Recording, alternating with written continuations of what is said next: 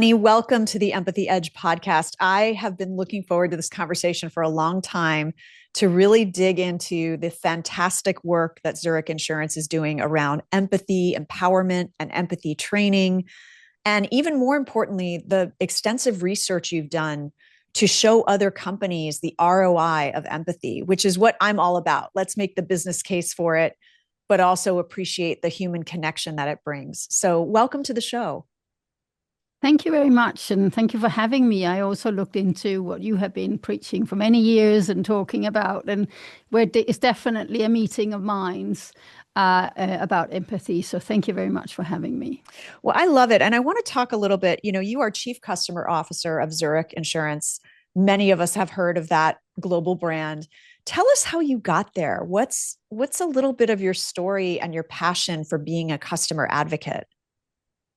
Well, it actually all started with Lego. I was working for the Lego Group for many, many years. And of course, it's very easy to understand that a brand that kind of is for kids is more focused on empathy and connecting on an emotional level. And at Lego, we had a kind of a crisis at a certain point, and we had to really go back and reconnect with what was the brand all about and what would we want to be for customers. And through that whole journey, I really, really learned many aspects of how you can improve the relationship with your customer and how you can connect with them. And especially with kids, you need to connect on that emotional level as well. It's not just about selling to them or promoting something. It's really tapping into their passions and what they're really excited about. So having been quite a few years at Lego, I learned a lot about how you can put this into practice, not just talking about it, but really making it happen. And I saw the outcomes of how powerful it is. So when I joined Zurich, which is a totally different industry, so insurance is typically much more focused on kind of our expertise and how good we are at managing all the more technical things in our business. So I really saw a gap there as we transformed the Zurich brand to become more customer focused, to also tap into empathy as part of that journey. It's not empathy alone, but empathy is a strong element of it. Absolutely. And, I love so much of the through line of the report that you recently put out, which we'll put a link, folks, in the show notes so you can access the report, is really about understanding what I've been trying to say for the last, 7 years, is that empathy is not a soft skill. It impacts everything from customer loyalty and revenue to employee engagement and retention. And there's ways we can practice it that are not just for optics, to make it genuine and to make it something that actually we want to embrace as human beings going to work every day. So I really appreciated that through line. Let's talk a little bit about the report. You carried out research of more than 11,000 customers in 11 markets to understand what they need from brands, what they are expecting, from the external point of view, not just internal team dynamics, but how we extend that empathy out to our customers as a large, intricate, sometimes bureaucratic company, however big or small our company is. And so tell us about what you found that was glaring for you around the empathy gap. Yeah, first of all, we did it. We did this study because we wanted to move away from what you just said, that empathy is not a soft skill. It's actually a smart skill because it actually drives business at the same time. So by actually getting some data behind what customers are expecting from companies, we felt we could make a stronger case. And we also became wiser as part of the process, of course. And what we learned was that there is a clear empathy gap across industries, but especially also in financial industries where customers are kind of expecting insurance companies to be empathetic. So 88% of them expect that. But actually, it's only 63% of them that feels that the industry delivers it. Right. So expectations are high, and there's still a gap that we can fill out by doing it better. Mm-hmm. So that was a very helpful insight, but also the insight that customers are actually leaving brands that are not delivering on that connection with them on an emotional level. So 43% of customers have actually left the brand because they didn't feel that there was a real connection. Mm-hmm. So we think this is a good space, as we are transforming Zurich into be much more customer focused, to kind of tap into that and deliver what they're expecting, and maybe even more than they're expecting. Right. And what we learned is that it works. It works in the sense that the customers don't just say that, they actually respond to it very positively. Right. And I should mention, because I mentioned this in your bio, that you're a founding partner of the Net Promoter Score and Loyalty Forum. So you have deep expertise in getting a beat on how customers feel about the companies they do business with. And so, that background combined with this data to now support, the work that you've been doing your whole career is amazing. And we should point out, you actually even looked at the delta within some other companies like food and beverage, like hotel or hospitality. And the expectations are, there's really no one industry, even transportation, I think, where the expectation was lower than 70% or 60%. I don't have that graph in front of me right now, but that's very telling for people that might be saying, oh, my customers in my industry don't care about it. They just want their stuff, right? They just want their service. So can you talk about that a little bit? Absolutely. And also we've also experienced over the last, I would say, maybe 10, 15 years that where we used to perceive a company or a brand, it was more about their product. Is the product high quality? Is it packaged in a good way, etc.? More the kind of functional values.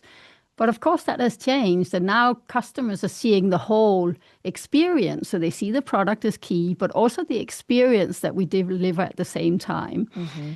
Big companies like Amazon and Netflix. I can't say that. Sorry.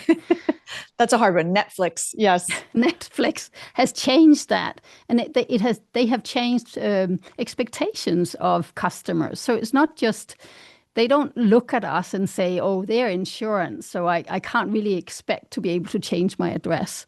That's not how customers are thinking. They're thinking like, if I can get my parcel from Amazon from one day to the other, I should get similar services for other companies. So we need to deliver also on the experiences. And that's where the empathy really plays in, is when they contact us, it's when we deliver service to them, etc. That's where they need to feel that we're there for them and we are there to deliver what they expect, and we understand their needs and who they are.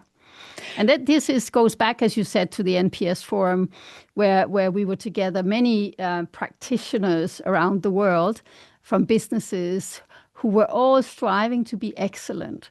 And by sharing these experiences, you learn how powerful it is to actually strive to be excellent and then also deliver it in a meaningful way.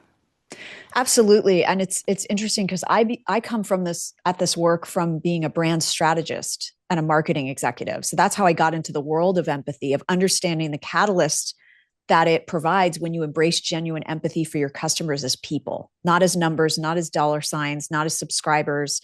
And there's a statistic in a study that I always love to talk about, which is that 97% of customers say that empathy is the most important element in the customer engagement. And that's even for, I believe in that study that was done in, and I don't have my glasses on. When was that done? In 2020 and 2021. That's even if their problem wasn't necessarily solved. They still felt good about doing business with that company because they felt seen, heard, and valued. So sometimes I do talk to tech leaders because I have come from a tech background before. And they're like, oh, they don't care. They just want our widget. They just want the infrastructure. They just want the plumbing. But anywhere where you're dealing with interactions from human to human, the truth is that we do business with people and brands we like, ones that see, hear, and value us. Yeah. And there is that seeing. It's not what people will remember. It's not what you say. It's how you make them feel. Exactly. And I think that's very, very true. And it doesn't matter whether you're selling software or something very technical. Even there, you need to understand the needs of the customers. Exactly. So, let's talk about also some specifics in this data that you found. Is that, you mentioned the 43% of customers that said they had left a brand due to a lack of empathy. There's also this stat of 71%, 7 in 10 consumers surveyed believe AI cannot recreate human connections, because that's what I'm seeing too, is some leaders who are not as skilled at EQ are saying, oh, I can just outsource it to AI. And that's been a lot of what I've been out talking about, is that AI can do a lot, but it's actually also going to expose the workers and the leaders that don't have the human skills, because they'll have nowhere to hide. They won't have the tasks to hide behind. And really tell us a little bit about your perspective and the perspective within Zurich of how we're going to use AI to complement and free up our time for human connection. Exactly. We have to remember AI can't feel. And so how can they be empathetic if they can't feel with what your opposite is feeling? So the role of AI is much more to take away repetitive tasks, or to make you more efficient in the contact. But the high value communication with customers should still be done by humans. It's more, their role is more to reduce friction and make us humans better in the contact. And especially in insurance, it can be complicated. It can also be very emotional situation. Something has happened, you'd had an accident or whatever. You don't really want to talk to a bot. You do want to talk to a human being. Having said that, we have to respect that customers have different needs. So you would have some customers that in some situation just want fast, efficient, 24/7. They don't want to wait until your phones are opening in the morning. So overall, it's about making AI work for this kind of way of working and thinking, and then, but still allow the best service you can deliver for the consumers who are customers who want something else. Absolutely. So, but not fall into the trap of thinking AI is going to solve all our problems. No. Because that's not going to happen. It still has to start with a use case. It still has to start with a need from a customer that we want to deliver to, and not just being a lot of technology. I think we have done that before. We've been falling into that pitfall before when we talked about digital transformation. It was all about getting the digital experts in and not really thinking about, but what is it we're trying to achieve? So our vision is to build a meaningful relationship with customers. And that really demands that you are able to do both, that you are able to be supported by AI, but also able to be there for them, show up when they need you in a way that is helpful to them. Absolutely. And before we go into the work that Zurich has done internally, as we kind of look at this market perspective, I'd love your commentary on the opportunity for companies to differentiate, because that is a lot of what I talk about in terms of it being a competitive edge. I know you mentioned, obviously, the insurance and financial services industry, but what's your take on the opportunity that companies are missing right now? I think there is a lot of opportunities that we miss if we don't take this into consideration, no matter what industry we're in, as the numbers were showing us in the survey, that almost everywhere customers' expectations are higher than what we are actually delivering, especially when it comes to empathy. So I think it's a need that we can tap into, and it is a differentiator. For sure. On the other hand, I would be happy if more brands did this. I know. I would love it. Also in my industry, it's not like we need to keep this for ourselves. It's more like the world will be a better, and we will be happier also as customers ourselves if we felt that bigger connection when we were actually needing help from, even if it's from the government or from a company or wherever it is. Yeah. I mean, it's kind of sad that the bar is so low, but with that comes an opportunity for companies to really differentiate and stand out. So I love that. Okay, let's talk about what's going on, the magic that's going on internally at Zurich, because your philosophy as a company, which I applaud, is that empathy is a learnable skill. There's the ability to strengthen that muscle, just like anyone starting a fitness routine and going to the gym.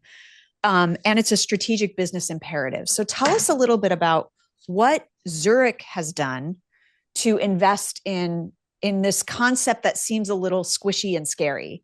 How have you defined empathy within your organization, and what have you rolled out to empower your people to deliver that empathetic experience to your customers? Yeah, first of all, we kind of started out with the starting point that it can be taught, that we believe it can be taught. And if people get the right tools, they will also do the right thing. You can de-learn what some practices you've had over years, and you can bring new aspects into them, especially if you feel that you get something back in that conversation as well, which is what our people definitely are experiencing. So what we did, we set out to create 2 types of training programs. One is a simpler, it's an online training program. You can do it in your own time. It talks about different types, different customer types and what they're looking for, so that you are able to recognize these customer types and treat them in a different way. I don't mean that you now need to read a script and say, oh, you're this person or you're that person. That's not what we're talking about. It's more a soft kind of guidance. And then just by doing that and going through that training, we see a step up in how the connection is with the customer and the satisfaction goes up. The more dramatically impactful training program is one that takes its starting point in an audit. So, for example, if you are in a customer service team, we then go in and we audit the customer service team. We look at how they deal with calls, emails, how they write, how they talk, how they deal with cases. And this is done by a third-party company. So we don't do that. We don't audit our colleagues, if you know what I mean. And then based on that, we find, okay, so these are the things we can train that can be different. And here's some systemic things we probably also should look at. And then after that, we invite the whole team in for 2 days where we have some actors who act out these situations. And then the group can evaluate it and give tips and tricks and talk about what the difference is. And they're not criticizing their colleagues, but they are kind of improving situations that they know of. They can recognize them from their daily work. And once we do that kind of training with the teams, we actually see that in some cases, the NPS score, so the satisfaction score, the loyalty score, jumps almost 20 points. Little bit dependent, of course, their starting point. If they're already world-class, it won't jump as much. But, But, you know, for some teams, it does. And what's more important is that not only do they connect better with our customers, they're more empathetic, but they're also working better together because they now understand some of these mechanics and what they mean, which I think is a fantastic outcome as well. What we also see is that increase in the score or improved service level actually stays. So we have measured it, you know, for more than a year, 1.5 years, and the jump is there. So it's a change that lasts. It's not, okay, let's do some training, blip, it works for 3 weeks, and then we go back to what we did before. Right. And I believe it's because, I was going to say, I just want to drill into that a little bit. What do you do in terms of ongoing? So you do this big initiative within this one team, and then share with our listeners, you know, your commitment and what it looks like to continue to, you know, for me, I always use the analogy of it is like going to the gym and working out and getting those 6-pack abs and getting your muscles. But then would you stop going to the gym after that? You wouldn't. You need to keep maintaining it. So how do you do that within Zurich? So we, in general, then have the local team continue the journey and keep it fresh. But from our side, we create what we call learning nuggets, little inspirational videos or insights or situations that can inspire them and just refresh them. So we don't ask them to sit down and do 2 days of training again, but it's more like we just keep it fresh. And that's highly appreciated. And it's often stories from within. We have a very good comms department that are good at creating these assets. That's amazing. So they are exciting and they have high production values. It's not like a brochure on paper. It's really interesting content. Yeah. Well, you want to make sure people are consuming it, right? Yes, absolutely. So I love that. And then, you know, I know that you, I think you may have mentioned this. If you already did, I apologize. That your investment has led to a 7-point rise in customer advocacy since January 2024. I mean, that's a pretty that's a pretty big jump. And so were there, I guess if you can pull back the curtain a little bit, were there skeptics initially within the company when you first started talking about this and trying to get these programs in place? Because I know a lot of my listeners are fully bought into all of this, but they might be working in organizations where they're fighting an uphill battle. And, I'm trying to give them as much of the data and the business case as I can, but hearing it from you, what was that experience like of getting the internal buy-in before you had the metrics in front of you? That's a good question. There's always doubt, when you try to introduce something new and it's a bit unusual. And then also here, there was that perception, this is a soft issue and we're just going to, whatever the customer wants, we'll just give it to them. That's not... Which you can't always do in insurance. Yeah. No, exactly. Exactly. So for me, and I think for you as well, when I read the things you have written, empathy is not only when you deliver good messages. Empathy is also when you have a difficult message to convey or something that's factual that might not go down that well with the customer.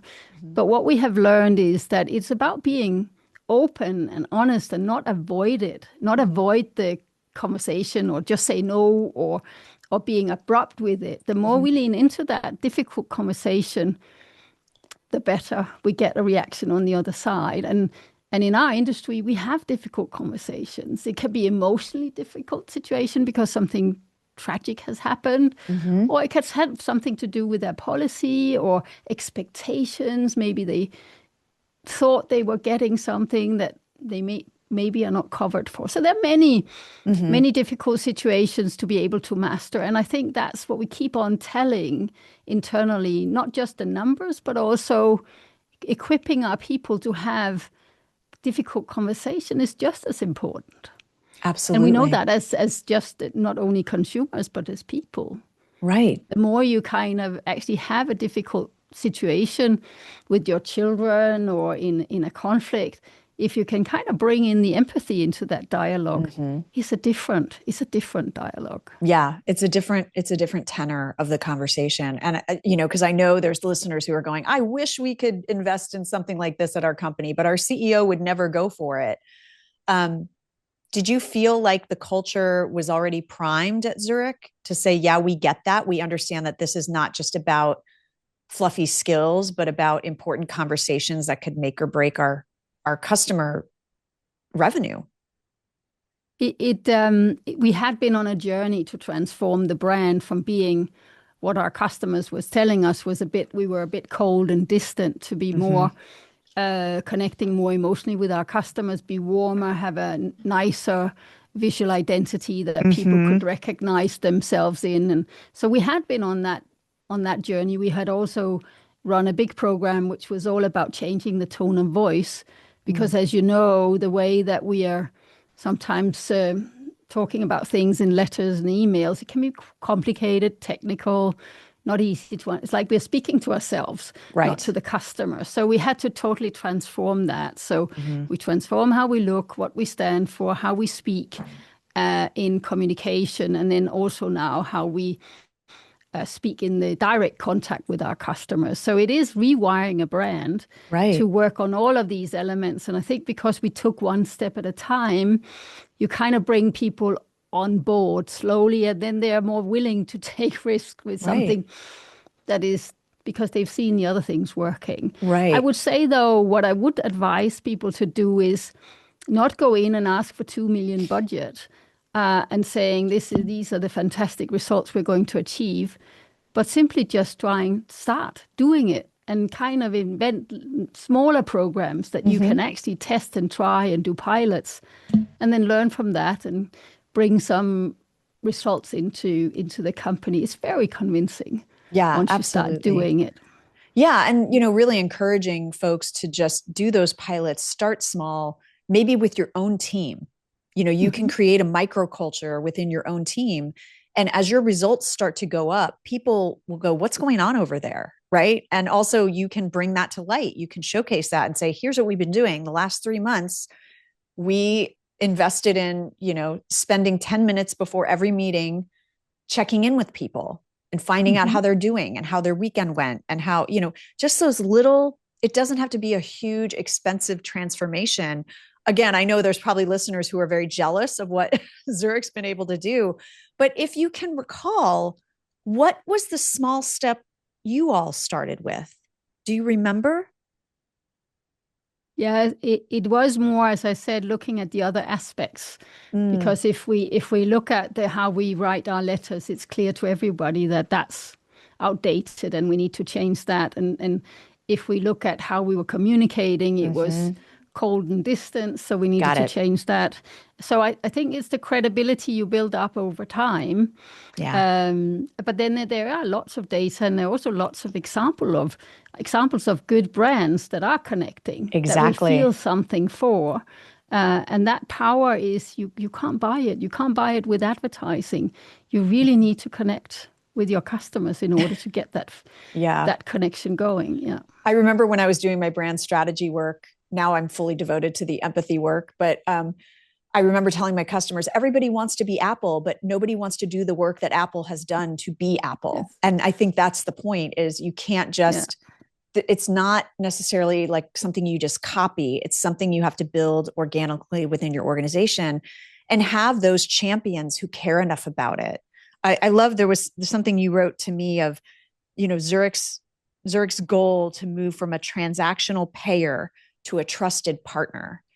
And even if you have customers that are one time, it's one engagement, one product, if you can create a trusted relationship and trusted partnership, that's much, from a dollars and cents standpoint, much less expensive to maintain those good relationships and continue to upsell, cross-sell, serve than unearthing new customers. Acquisition costs, right? Yeah. So just from a pure CFO perspective, yes, this is an approach that's really helpful. I want to talk about, you introduced a new metric at Zurich, the net revenue retention, NRR. Yeah. Can you tell us about that? Yeah. So we were looking we had been measuring NPS for years, and we really has grown that a lot over the years, more than, if I go back to 19, much more than the 7 points. And we have been growing brand consideration. And insurance is really a financial industry. It's not marketing driven. So these metrics, they are understandable. My colleagues understand them, but they're not the same thing as saying, well, this is the revenue we were driving, or this is the bob we were driving. So we were trying to look for a metric that would tell us how much our loyalization strategy was creating value.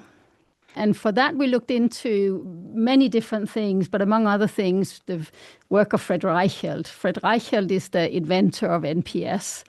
And he was also getting a little bit annoyed with the fact that you couldn't say, I grow NPS with 1 point, that equals so much more revenue. It's difficult to say because there are many factors that impact that.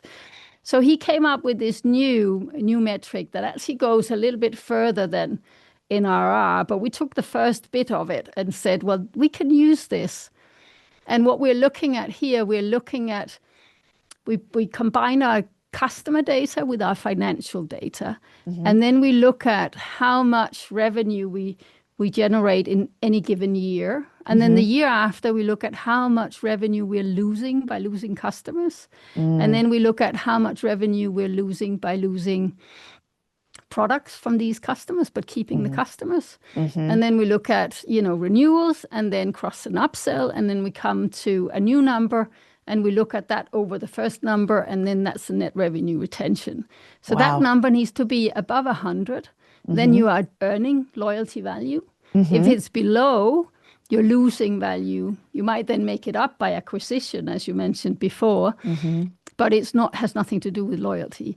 Right. So by having this metric, which we developed together with our CFO over a year, and getting all that data correct, we now have this data for all markets. And we have very good dialogues with them about not only how many new customers are they getting, because new customer can be high value customer, low value customer, Right. but actually understanding the value of what we're creating. Mm-hmm. It's a big leap forward. Is that easy? No. It's Right. also not easy to implement a new KPI Right. because it's a muscle you have to learn how to use that new muscle. But I think we're getting there, and everything starts with good data, starts with good insights. And once you have that, the only way is up. Absolutely. Absolutely. And I know you are focused externally on the customer, but can you say more about what this initiative and what this training and empowerment for the employees has done for internal metrics? I think what we're seeing on the internal side, also, internal metrics is also impacted by many different things, not just what we're doing with the customer. But we have very high satisfaction scores in the company, or engagement scores, as we call it, and they also have been growing over the last year, since 18, I would say. Right. So this is part of that. But most of all, what I see more pride in the brand. I see more pride in the way we're doing things, and people are saying to me and to others that this is an exciting brand to work for. We also hear from our competition and from people in the marketplace, my God, you've changed.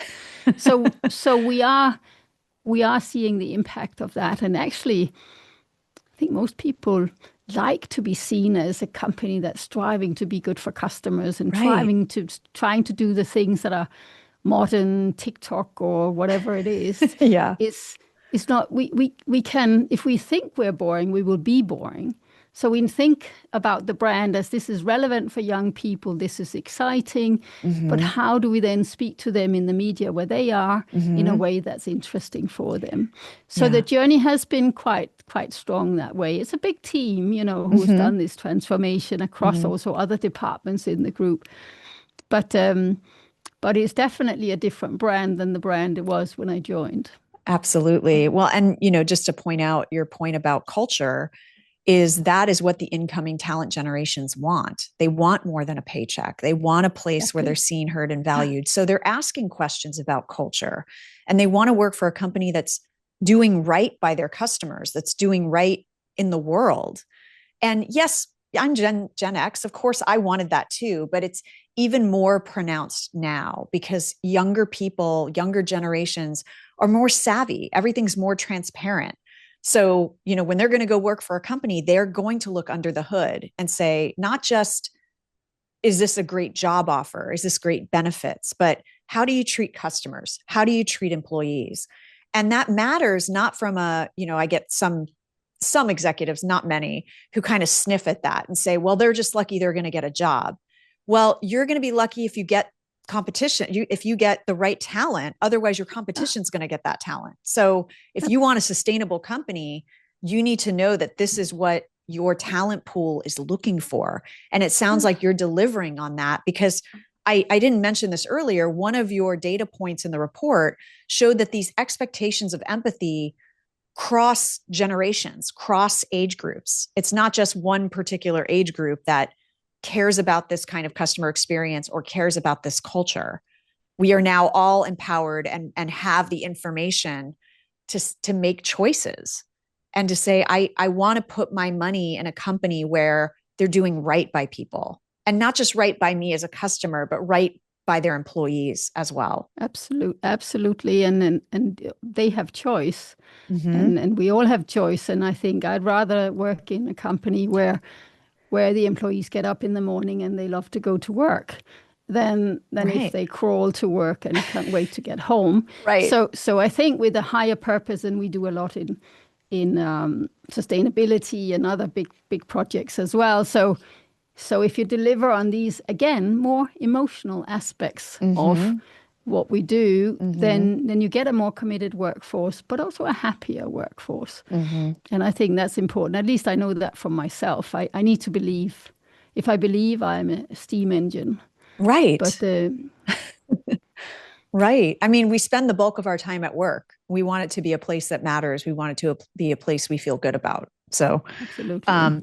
And I, for one, am really happy that the younger generation is making these demands, because that, it raises all ships, right? What's the rising tide raises all boats, because that's good for everyone, not just their generation coming into the workforce. It's everybody. So I'm like, good on them for saying, wait a minute, if I'm going to spend 40, 60, 80 hours a week at this organization, I want it to be a place that I feel good about and where I belong. And that will translate to how they serve customers. Absolutely. So, and we can learn from them as well. I think we can, because we can also easily be stuck in our own ways, but having new generation coming in with different expectation, wanting to do things differently, also pushes us, So I think that we desperately need them to influence how we do.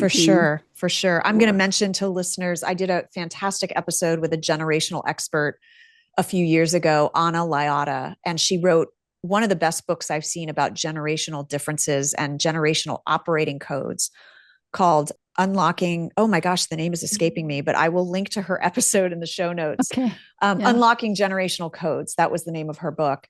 And she really talked about things in a very non-judgmental and very just like, it's not good or bad, it's just different. And the more that we understand, the more we have empathy for each other from a generational standpoint, the better our organizations can do, the more they can thrive. So I'm going to put a link to her in the show notes.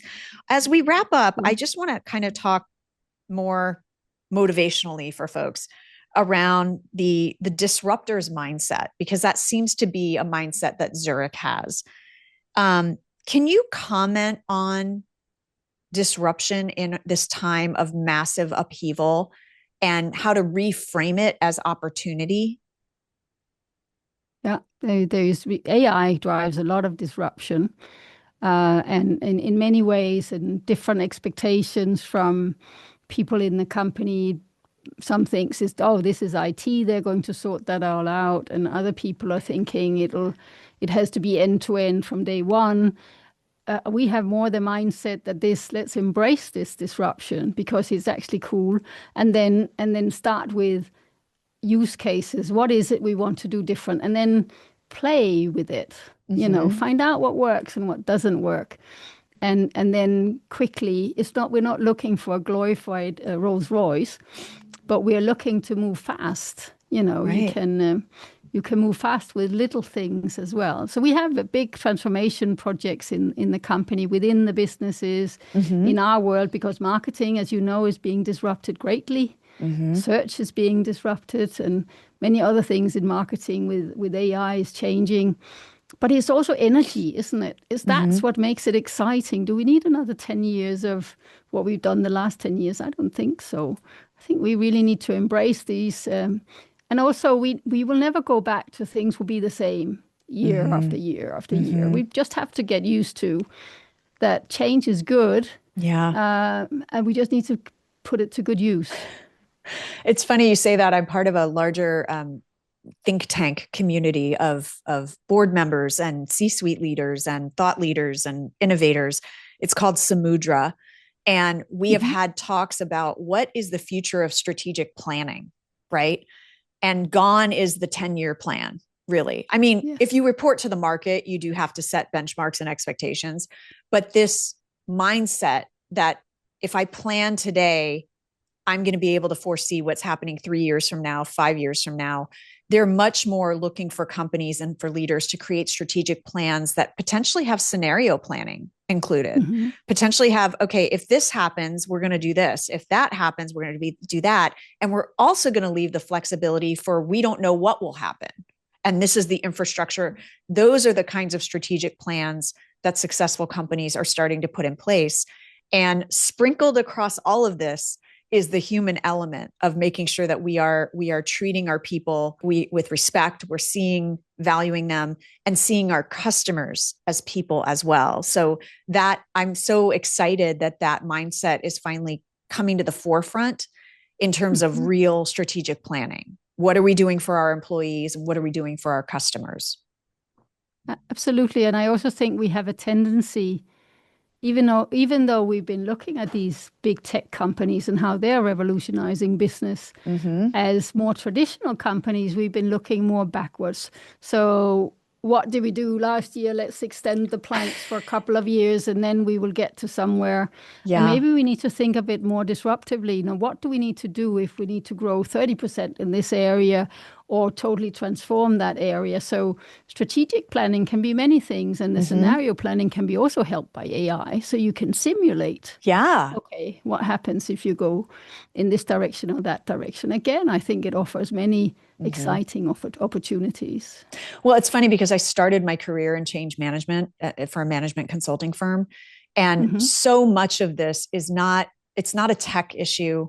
It's not even a geopolitical, it's a change management issue. And change management issues require us to figure out, kind of coming full circle, how do we bring our people along in order to navigate this change effectively and come through it successfully? And I think that's the piece that more and more leaders are waking up to and kind of following in Zurich's footsteps of, oh, we actually have to start looking at people as people. And that has to factor in to navigating this change, where I think, 10 years ago, 20 years ago, that was the afterthought. I remember the change management team would be brought in as an afterthought. True. And they would be specialists, whereas in reality, we all need to be able to manage change. 100%. Yeah. 100%. Yeah. Well, I could talk to you for another hour, but I will not keep you. I know you're on Zurich time right now. So thank you so much, Conny, for all of these insights and for your golden nuggets that you've shared with us today. We will have all the links to Zurich's report, to connecting with you, in the show notes. But for anyone who's working out while they're listening to us, where's the best place they can connect with you or find out more about the work?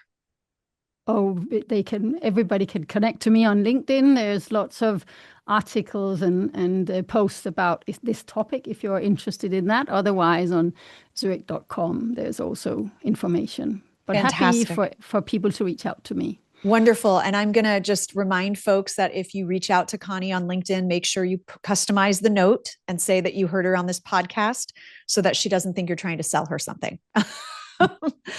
Conny, thank you so much. I love that we've connected and I really appreciate you. Excellent. Thank you very much. I enjoyed the dialogue.